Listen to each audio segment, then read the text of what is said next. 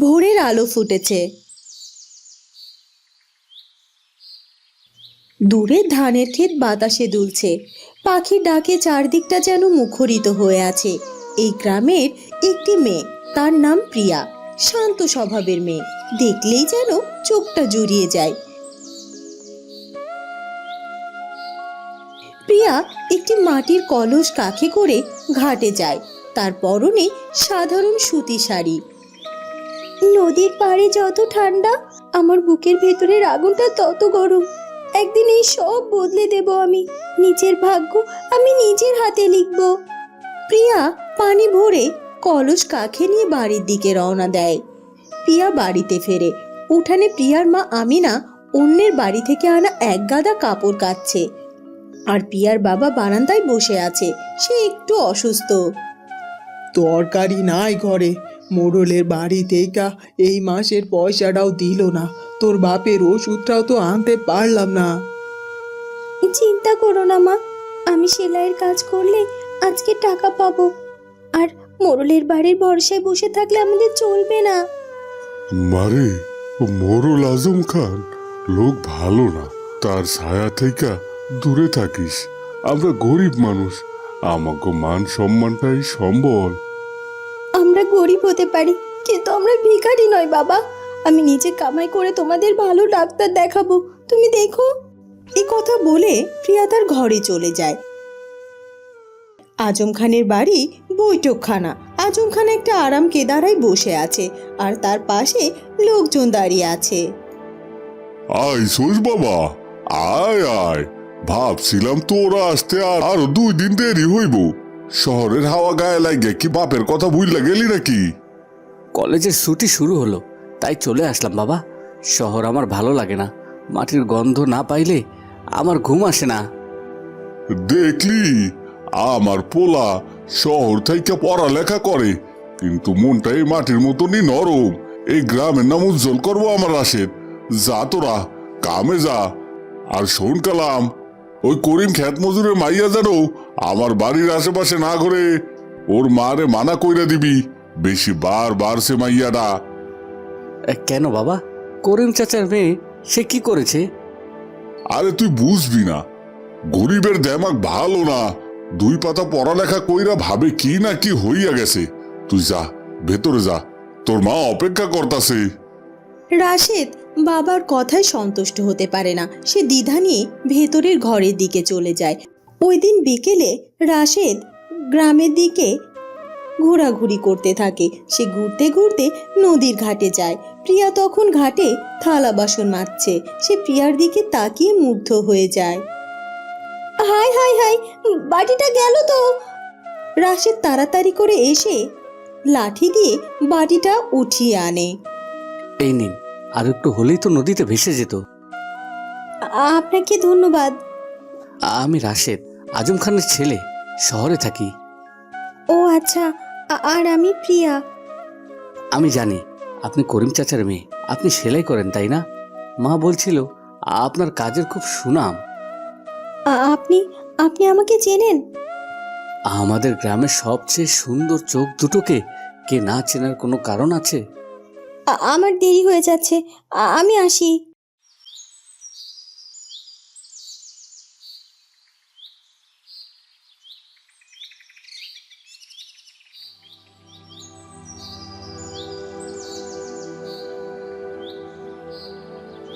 পরদিন বিকেলবেলা প্রিয়া সেলাইয়ের কাপড় পৌঁছে দিয়ে আসে। রাশেদ পথের ধারে একটা বড় বটগাছের নিচে দাঁড়িয়ে আছে, যেন প্রিয়ারই অপেক্ষা করছে। প্রিয়া তাকে দেখে অন্যদিকে ঘুরে চলে যেতে থাকে। এই যে শুনুন, আজকেও পালিয়ে যাবেন নাকি? আমি কি বাঘ না ভাল্লুক?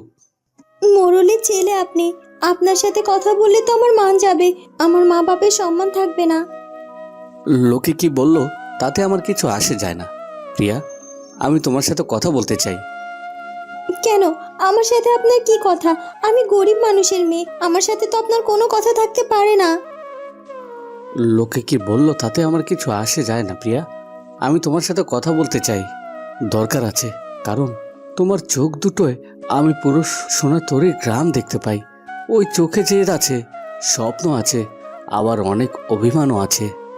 মোড়লের ছেলেরা সবসময় স্বপ্ন দেখাতে জানে, আমরা গরিবেরা জানি শুধুমাত্র বাঁচার জন্য লড়াই করতে।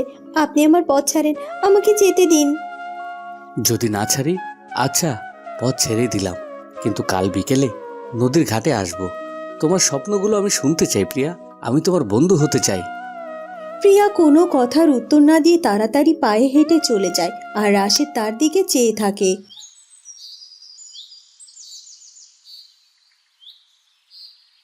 পরদিন নদীর পাড়ে রাশেদ প্রিয়ার জন্য অপেক্ষা করতে থাকে। প্রিয়া কি আসবে না? না না, ও আসবে, আমার মন বলছে ও আসবে। ঠিক তখনই প্রিয়া সেখানে আসে। প্রিয়া পেছন থেকে রাশেদকে ডাক দেয়, রাশেদ ভাই। তুমি এসেছো প্রিয়া, আমার মন বলছিল তুমি আসবে। মা বলে বড়লোকের ছেলেদের ছায়াও মারাবি না, ওরা নাকি আমাদের মতো মানুষের জীবন নষ্ট করে। সবাই এরকমই হয় না প্রিয়া, আমি আমার বাবার মতো নই। আমি ওই জমিদারি, ওই অহংকার ঘৃণা করি। আমি শহরে গিয়ে শিখেছি সব মানুষ সমান। বইয়ের পাতায় সমান রাশেদ ভাই, বাস্তবে না। এই সোনার তৈরি গ্রামে দুইটা জগৎ, একটা মোড়লের আর আরেকটা আমাদের মতো গরিব মানুষের। তুমি আমাকে রাশেদ বলে ডেকো, আর আমার পাশে দেখো, আমি এই দুই জগৎকে এক করে দেব। তুমি কি চাও প্রিয়া? তোমার আসল স্বপ্নটা কি? আমি চাই আমার বাবার চিকিৎসা করাতে। আমি চাই আমার মা যেন পরের বাড়ির কাপড় না ধোয়। আমি নিজে একটা সেলাইয়ের দোকান দিব, আর 10টা মেয়েকে আমার সাথে কাজ করাবো। আমার যে বড্ড মাথা উঁচু করে বাঁচার ইচ্ছা, কিন্তু সেটা কারো দয়া নিয়ে নয়। তুমি পারবে প্রিয়া, তোমার মধ্যে সেই আগুন আছে। রাশেদ তার ব্যাগ থেকে একটা বই বের করে প্রিয়ার হাতে দেয়। এটা তোমার জন্য, তোমার স্বপ্নকে আরো বড় করার জন্য এই বইটা। আর তুমি সময় করে এই বইটা পড়ে নিও। কথা শেষ করে দুজন নদীর দিকে তাকিয়ে সময় কাটাতে থাকে।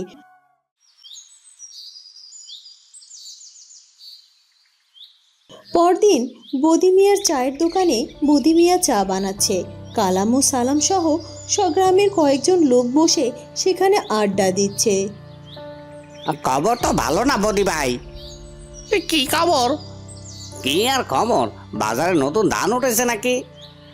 আরে ধানের খবর না, এইটার চাইতেও গরম খবর আমাকে মোড়লের পোলা রাশেদ তারে কাইলি বিকেলে নদীর পাড়ে করিমের মাইয়া প্রিয়ার লগে বৈশা বৈশা পিরিত করতে দেখছি।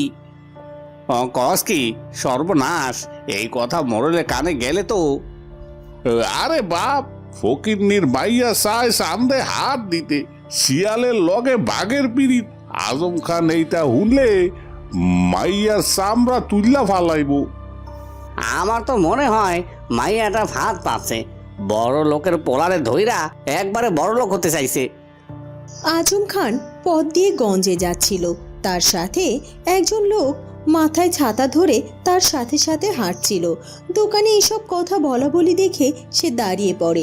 সে সবটা শুনে ফেলে, তার চোখ রাগে লাল হয়ে যায়, আর সবাই চুপ হয়ে যায়। কি নিয়ে এত কানাঘোষা চলতেছে? না মোড়ল সাপ, ওই রাশেদ বাবাজের কথা কইতাছিলাম আর কি। থাম। আজম খান সবাইকে থামিয়ে দিয়ে সেখান থেকে বাড়ির দিকে হাঁটা দেয়। রাশেদ, বাবা কিছু বলবে? তোর শরম করে না? তুই মোরলের পোলা হইয়া একটা কামলার মাইয়ার লগে নদীর পাড়ে বৈশা প্রেম করস? তোর মাথায় বুদ্ধি ঢুকছে শহরে গিয়া? বাবা আস্তে কথা বলো, আর প্রিয়াকে নিয়ে ওভাবে কথা বলো না। আমি ওকে পছন্দ করি। চুপ কর বেয়াদব, তুই আমার মুখে মুখে তর্ক করস। ওই সেমনি তোরে জাদু করছে। আমি ওই মাইয়ার মারে আইসকাই কাম থেকে সারাইয়া দিমু, দেখমু অগ সংসার কেমনে চলে। বাবা তুমি এটা করতে পারো না, ওদের কি দোষ? আমি ওর সাথে কথা বলেছি। শোন রাশেদ, তোর বিয়া আমি শহরের সবচেয়ে বড় ধনী বাপের মাইয়ার লগে দিমু। তোর পাশে ওই ফকিরনির মাইয়া মানায় না। আজ থেইকা তোর ঘর থেকে বাইর হওয়া বন্ধ। আর ওই মাইয়ার যদি ভালো চাস, তাহলে ওর লগে আর কোনো দিনও কথা কবি না। আজম খান রাগে গজগজ করতে করতে বেরিয়ে যায়। রাশেদ অসহায়ভাবে দাঁড়িয়ে থাকে। আমিনা উঠোনে বসে কাঁদছে। প্রিয়া বাড়ি ফিরে মায়ের কান্না দেখে দৌড়ে মায়ের কাছে আসে। কি হয়েছে মা, কান্দো কেন? মোড়লের বাড়িতে আমারে কাম সাইরা দিতে কইছে, কইলো আমার মাইয়ার নজর খারাপ, আমার মাইয়া নাকি মোড়লের পোলারে।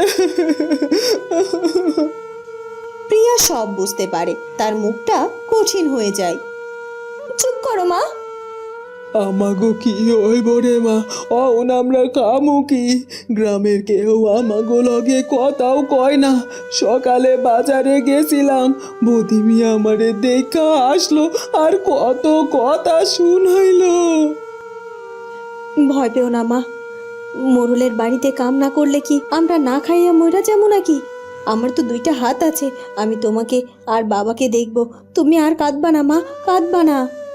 এই কথা বলে প্রিয়া তার মাকে নিয়ে ঘরে চলে যায়।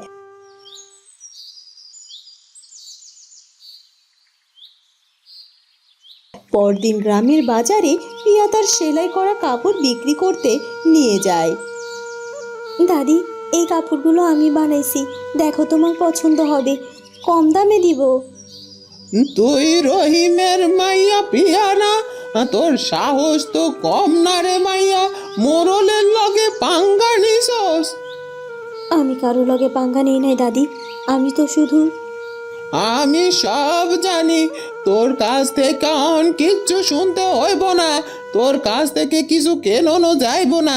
যদি কিনি তাহলে আমার ক্ষতি হইব মাইয়া। এ কথা বলে বৃদ্ধা মহিলাটি সেখান থেকে চলে যায়, আর বাজারের কয়েকজন লোক তার দিকে বাঁকা চোখে তাকায়। প্রিয়া কাঁদতে কাঁদতে বাড়িতে যায়।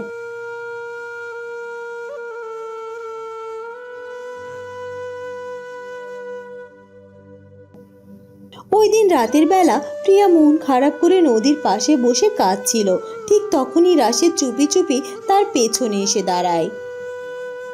প্রিয়া, এ কি, আপনি আবার আসছেন? কেন আসছেন?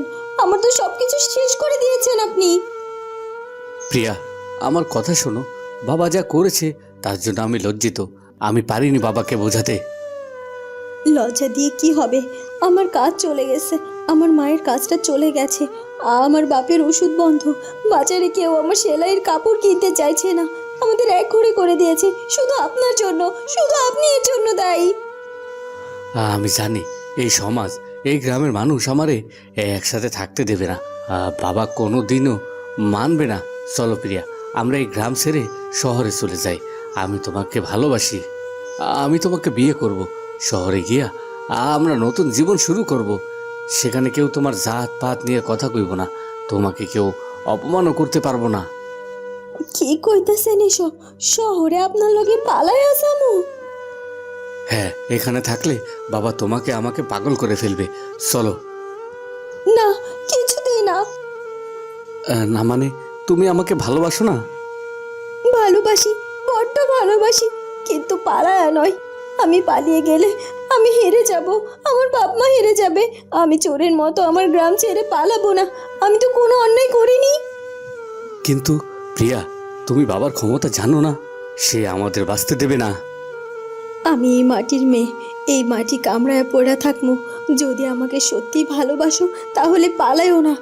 আমার লাইকা, আমাকে ভালোবাসার লাইকা তুমি লড়াই করবা। লড়াই করব কার সাথে? আমার নিজের বাবার সাথে? এই পুরো গ্রামের সাথে? যদি সাহস না থাকে তাহলে আমাকে ভুলে যাও। আমি গরিব হতে পারি, আমি ভীরু নই, আর আমার ভালোবাসাও দুর্বল নয়। এ কথা বলে প্রিয়া হনহন করে সেখান থেকে চলে যায়। রাশেদ নদীর পাড়ে একাই দাঁড়িয়ে থাকে। সে এক গভীর দ্বিধায় পড়ে যায়। লড়াই কথাটা যেন তার কানে বাজতে থাকে। সকাল হয়ে যায়। সকালবেলা কালাম আর সালাম প্রিয়াদের বাড়ির উঠোনে এসে দাঁড়ায়। আমিনা ভয়ে কাঁপছে। প্রিয়া ঘর থেকে বেরিয়ে আসে।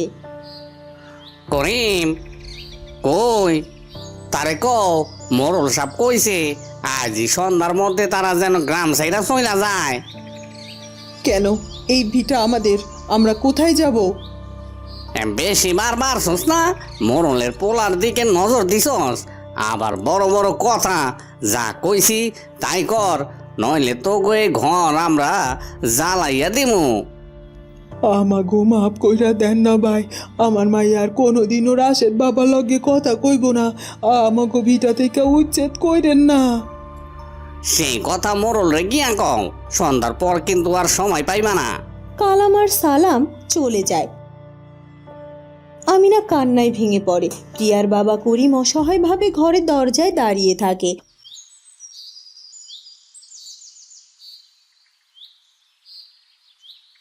পরদিন প্রিয়া নদীর ঘাটে একা বসে আছে। তার চোখ দিয়ে জল গড়িয়ে পড়ছে। সে কাঁদছে। তার সব স্বপ্ন ভেঙে যাচ্ছে। সে ঠিক করে সে নদীতে ডুবে মরবে। ঠিক সে সময় রাশেদ দৌড়ে আসে। দূর থেকে বলে ওঠে, প্রিয়া দাঁড়াও। প্রিয়ার পা যেন থমকে যায়। আপনি আর এক পাও আগাইবেন না, আমার সব শেষ হইয়া গেল। আপনার বাবা কইছে আমগো গ্রাম ছাইরা দিতে, অহন যে আমার মরণ ছাড়া পথ নাই। না, কেউ কোথাও যাবে না। আমি আর ভয় পাই না প্রিয়া। তুমি ঠিক বলেছিলে, পালিয়ে যাওয়া মানে হেরে যাওয়া। তাহলে তুমি এখন কি করবে? তুমি কি আমাকে বিশ্বাস করো? হ্যাঁ হ্যাঁ, বিশ্বাস করি। আর বিশ্বাস করি বলেই তো ভালোবেসেছিলাম। নিজের থেকেও বেশি বিশ্বাস করি তোমাকে। তাহলে আমার সাথে চলো, আজকেই এর একটা ফয়সালা হবে। রাশেদ প্রিয়ার হাত ধরে টানতে টানতে গ্রামের দিকে নিয়ে যায়। প্রিয়া দ্বিধাগ্রস্ত, কিন্তু রাশেদের কথায় সে ভরসা পায়। ওদিকে আজম খান চেয়ারে বসে আছে। কালাম এবং সালাম, এমনকি গ্রামের বড় বড় লোকেরাও উপস্থিত আছে। প্রিয়ার বাবা মা ভয়ে এক কোণে দাঁড়িয়ে আছে। করিম, তোরে আমি আমার জমিতে কাম দিছি, খাইতে দিছি, তোর মাইয়া আমার পোলার মাথা খাইছে। আমি তোরে কইছিলাম না গ্রাম সাইরা যাইতে, এখনো যাস নাই। মোরল সাহেব, আমার মাইয়া। চুপ কর কালাম, যা ওগো ঘরে আগুন লাগাইয়া দে। ঠিক সেই মুহূর্তে রাশেদ প্রিয়ার হাত ধরে সবার সামনে এসে হাজির হয়। সারা গ্রাম তো স্তব্ধ হয়ে যায়। রাশেদ, তুই আর ওই ফকিনের হাত ধরছস? ছাড় ওরে। চুপ করো বাবা, আর একটাও খারাপ কথা প্রিয়াকে বলবে না। তোর এত বড় সাহস! আপনারা সবাই শুনুন, আপনারা যাকে গামলার মাইয়া বলে অপমান করছেন, সে আমাদের গ্রামের সবচেয়ে সাহসী মেয়ে। আমি প্রিয়াকে ভালোবাসি। ও কোনো অন্যায় করেনি। অন্যায় করেছে আমি, অন্যায় করছেন আপনারা, অন্যায় করছেন আমার বাবা, যিনি টাকার জোরে গরিবদের আত্মসম্মান কাইরা নেয়। বাবা, তুমি যদি আজ প্রিয়াকে আর ওর পরিবারকে এই গ্রাম থেকে বের করে দাও, তাহলে জেনে রেখো আমিও তোমার বাড়ি এই সম্পত্তি ছেড়ে ওর সাথে চলে যাব। রাশেদ, আমি সিদ্ধান্ত নিয়ে ফেলেছি বাবা, আমি প্রিয়াকে বিয়ে করব আজ, এখন, আপনাদের সবার সামনে। বদি কাকা, কাজী সাহেবকে খবর দেন। তুমি কি আমার বউ হবে প্রিয়া? এই সমাজে সব দেয়াল ভেঙে আমার হাত ধরবে? ধরবো, অবশ্যই ধরবো। মোরল সাহেব, অনেক তো করলা, পোলাডার মন আর ভাঙ্গ না, বিধাতা সইব না। কিছুক্ষণ পর সেখানে একজন কাজী আসে আর গ্রামের সকলের সামনে রাশেদ প্রিয়াকে বিয়ে করে। এরপর কেটে যায় 1 মাস।